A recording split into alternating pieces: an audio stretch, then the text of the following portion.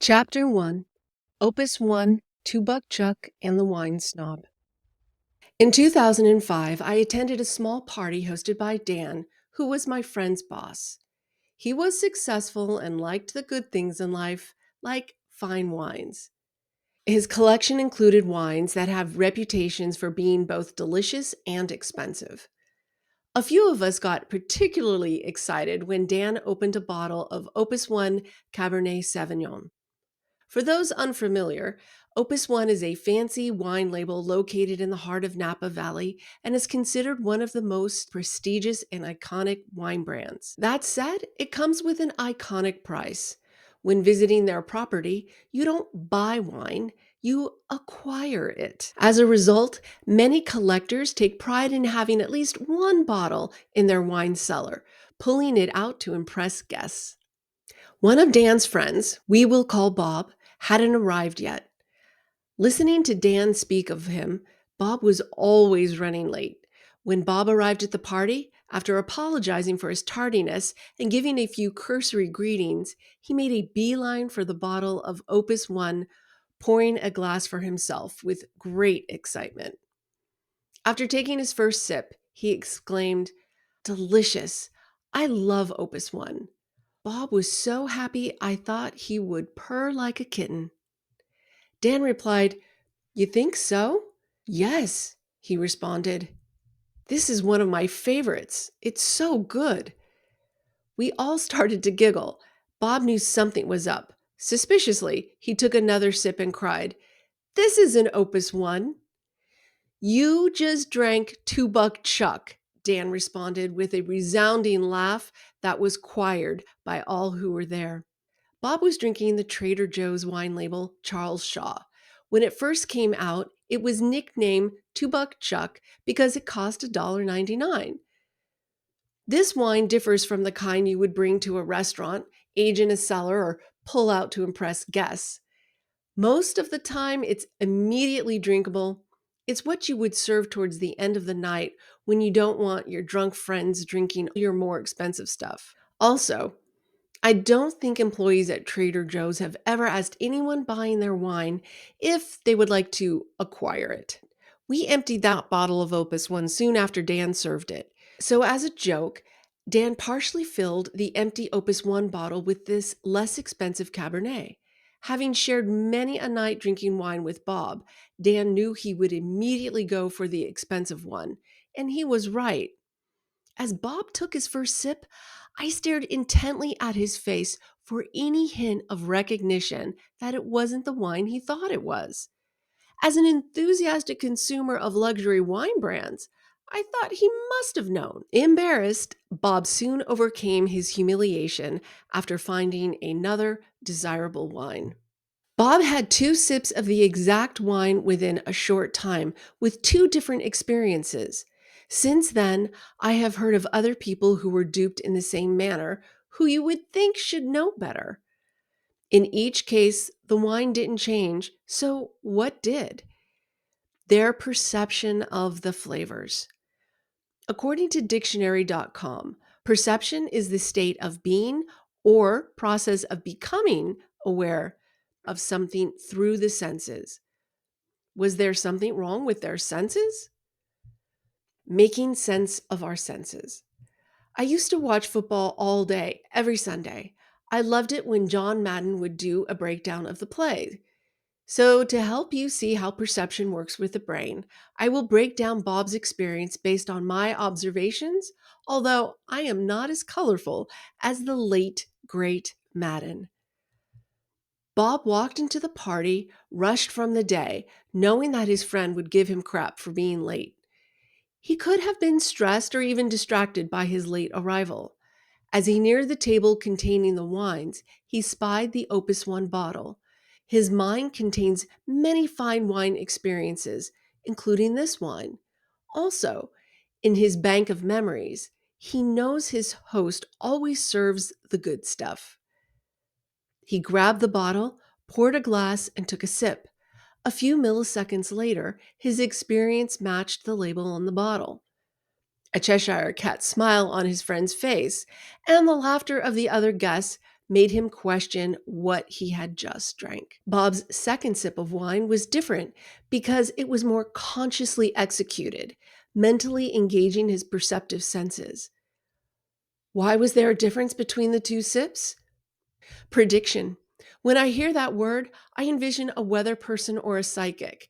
When I searched the internet for images associated with prediction, a crystal ball appeared for three of the first four. But this isn't metaphysical or anything considered woo woo or mystical. This is how your brain works. Neuroscientists generally accept that the human brain is a predictive machine, guesstimating everything, including how we feel about someone or something, the amount of liquids we need to drink, where to place our hand to catch a ball, or if we have enough gas to get home.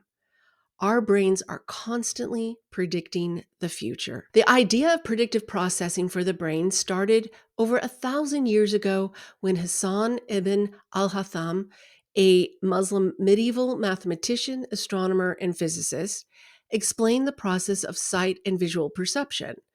At the time, this was a big deal because the belief was that vision was due to light emanating from the eyes, not into them, as he discovered. His theory still holds today. Light enters the eyes and gets turned into electrical signals sent to the brain through the optic nerve. The brain translates those signals into the images we see. More recently, with decades of research and gobs of evidence, many neuroscientists agree with a predictive brain. It makes sense to me, and I believe it will for you also. The concept of a predictive brain can be seen in everyday life. For instance, driving home, I don't have to concentrate on which road to take because I am on autopilot.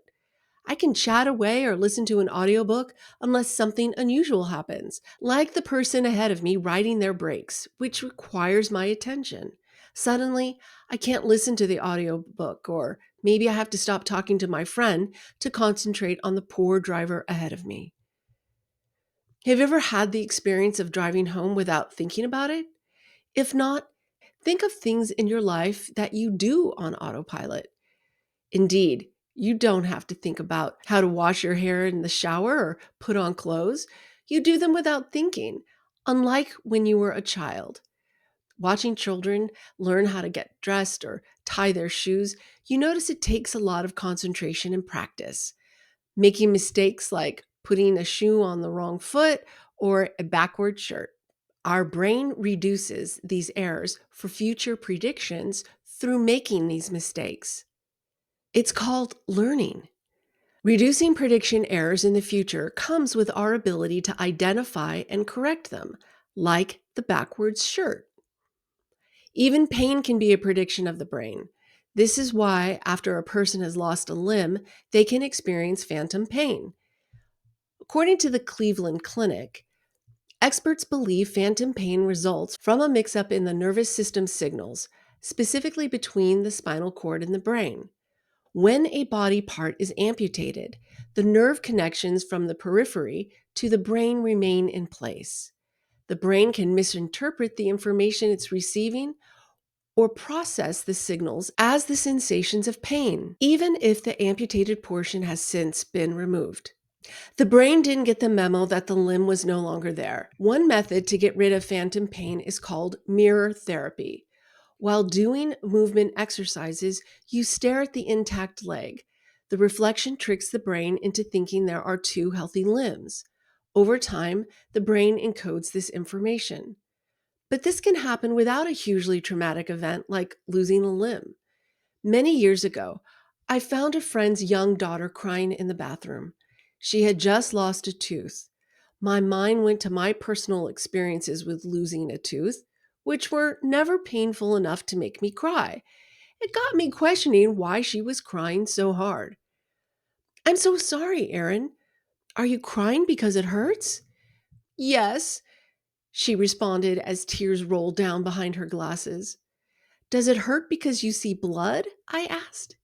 Yes. Blood doesn't necessarily equal pain, I responded. Then she asked, It doesn't? You can have blood and no pain. So, does it really hurt? She stopped crying and stared at me intently with her curious face as she pondered my question, ascertaining her pain level. No, I guess not really. It doesn't hurt. We washed her face and then she rinsed her mouth. After sipping some cold water, Erin gave me a big, partially toothed smile as she hugged me. Then off she went to deliver the tooth to her mom. Erin's situation didn't change. She was still slightly bleeding with tooth in hand as she looked for her mom. Erin's instant reaction was blood equals pain, which upset her greatly.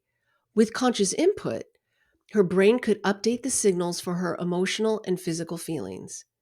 Just like when we learn life's tasks, like dressing and driving, we also learn how to feel.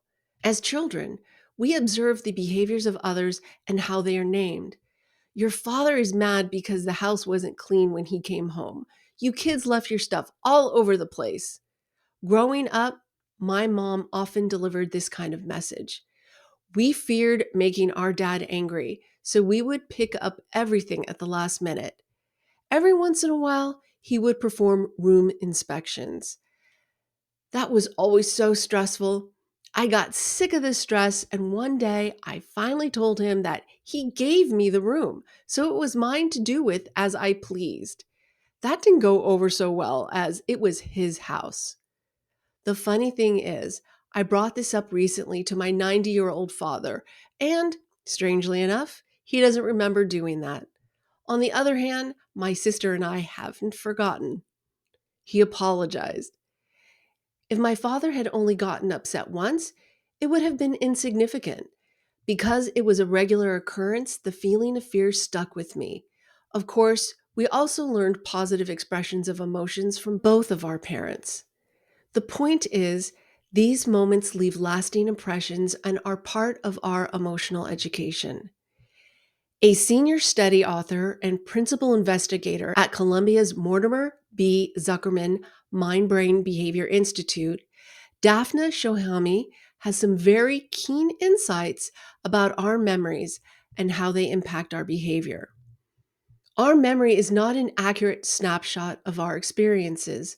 We can't remember everything. One way the brain solves this problem is by automatically filtering our experiences, preserving memories of important information, and allowing the rest to fade away. What gets remembered isn't random, and the brain has mechanisms to automatically preserve memories important for future behavior. For memories to be most useful for future decisions, we need them to be shaped by what matters, and it's important that this shaping of memory happen before choices are made. This quote reinforces the idea of taking control in shaping our memories, or what I call the recipes for our emotions. By doing so, we influence how the brain will use these memories to predict the future. This includes the ones we have from childhood or last week. The blind, deaf, and mute brain. Your brain doesn't see, hear, smell, feel emotions or pain, or all the other ways we experience life. For instance, people are awake during brain surgery because they don't require anesthesia. Only the scalp does. It sits in a dark room receiving sensory signals, determining what they mean and what action to take. After all, the brain's job is to keep us healthy and alive, which, at its most fundamental purpose, allows the human race to continue. It constantly predicts anticipatory responses and updates as new signals flow in. This is a good thing for many reasons. One big one is you wouldn't live long if you waited for the lion to take its first bite to try and get away. Another reason for predicting responses is that it is energy efficient. Predictions by the brain are unconsciously acted upon. What I mean is that while it seems like we are deciding to run away from the lion, we didn't. The brain initiates the response without conscious effort. Conscious action is when we are aware or intentional. When our responses come with deliberate consideration, the brain requires more energy. I need to stop and think about that. is a phrase used for a good reason. When we engage in active thought, we literally stop what we are doing to concentrate on a thought. Writing this book requires a lot of conscious thinking. Therefore, my brain uses a lot more energy, so I have found myself sleeping longer and even napping. I invite you to test the stop to think as you go through the day. Notice the difference in your attention and actions when you have to do something complicated versus the mundane. Keeping us alive and healthy requires energy efficiency. We would get very little done and require a lot of energy if we had to consciously think about everything we do, say, feel, and believe. In addition to our external actions, the brain maintains a balance among the body's systems, especially in response to things that stress the body. For instance, when your water levels are low, the brain prompts you to drink. It predicts how much water you need, so you stop at a certain point. You might take a few more gulps if the prediction wasn't correct. How much it predicted you should drink would encompass the temperature of your body, sensory data as to the external temperature of the environment, your previous experience in that environment, and so on. The current signals for you to drink water can be based on current bodily needs and the potential for future needs. I bring this up because it isn't like the brain has one process for predicting how much water to drink and another for predicting emotions. Both are products of incoming sensory data from inside and outside the body. It is a repeatable process used across all body systems. To accomplish its tasks, the neurons in your brain wire together, creating neural networks to form these memories of experiences, allowing for recall in the future. We have around 100 billion neurons with 100 trillion connections to each other. It is mind-boggling that all of this resides in our heads.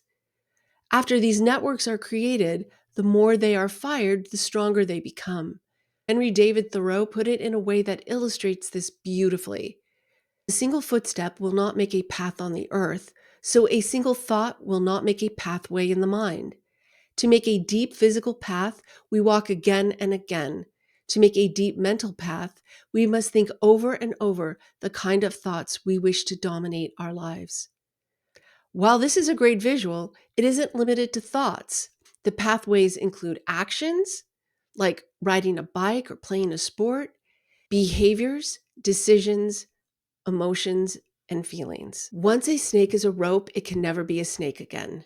I watched a movie where in one of the scenes, the character says, "Once a snake is a rope, it can never be a snake again." Never having heard that phrase before, I was intrigued about its origins and meaning.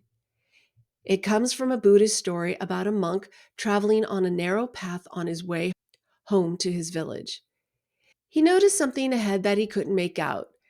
As he came closer, he saw something long and thin with a slight coil. Snake! Stopping dead in his tracks, he began to panic. Thoughts raced through his head. I have to get home before it's dark. This snake could be poisonous and I could die. He could feel the fear welling up in his body. This path was the quickest way home, and there wasn't an alternative route to get him to his village before nightfall. The only option was to go back and try again in the morning. Time passed as he fretted, and darkness was coming quickly. He put together some fire tools and made a makeshift torch. He cautiously moved towards the snake with the torch outstretched, only to see that the snake was a rope. Someone else must have dropped it as they traveled. All this time, he could have easily passed by it without fear. Why did he see a snake and not the rope? His brain predicted poorly. Just like the wine didn't change, so true of the rope. The shape of the rope was that of a snake, and so it had to be a snake. Or, at least that is what the brain predicted. Had the monk been raised in a family of reptile breeders, he might have known very quickly that it wasn't a snake and not have experienced the life-interrupting fear. Not just fear, but the worst case fear of it being a poisonous snake. The monk could have stayed in a state of anxiety, believing that the rope was a snake, making it his truth, causing him to turn back and try another way home. Fear of a poisonous snake would haunt him in the future every time he took that path, likely warning others of the snake and thus creating fear for them. Believing your fears is very common and can also be very detrimental. We have fear presented to us regularly, like in the news and social media. While the list of sources of alarm, panic, and distress is longer than it should be, we all know that fear creates stress, which can impair our cognitive processes, our ability to think straight. How many people make criminal, lethal, or injurious mistakes because they go to fear in a nanosecond? Not just go there, but stay, even when the snake is a rope. The world is our perception. Sensory perception is how we are aware of, define, or create our world. In other words, what we experience is a construction by the brain. You might think that everyone sees the world and lives through it the same as you, but that is likely not the case. Just as a person trained to taste wine might have recognized the ruse played by the host, or a snake handler would have recognized the rope, our training and life events help form our current perceptions, influencing our reality. Even if we share the same experience of looking at a red apple, we don't know if we see the same color of red. Each experience is individual to that person in their mind. The same can be true of feelings. We start our life with a brain along with nervous and sensory systems. How we construct our perception of the world begins before birth when a baby hears their mother's heartbeat or the inflection of her voice. When the neuronal wiring starts, the connection of neurons combines to store what we learn for future use. These are the ingredients of our memories and experiences, and why we will first dive into the fascinating world of our sensory systems.